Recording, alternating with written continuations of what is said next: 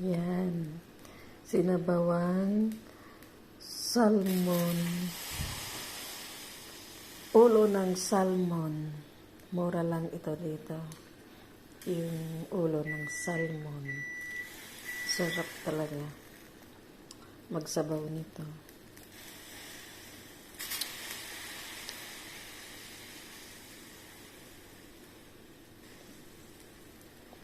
Ayan, pag magluto po kayo nito, kailangan po natin i-boil lang yung lahat. Huwag lagyan ng mantika.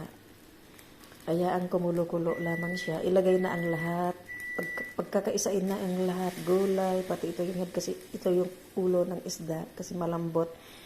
Madali lang naman maluto ang isda. Kaya pag nagluto ng sabaw, ilagay na ang lahat pagsama-samahin hanggat sa kumulo at titimplahin na siya ng gusto mong itimpla. Asin, konting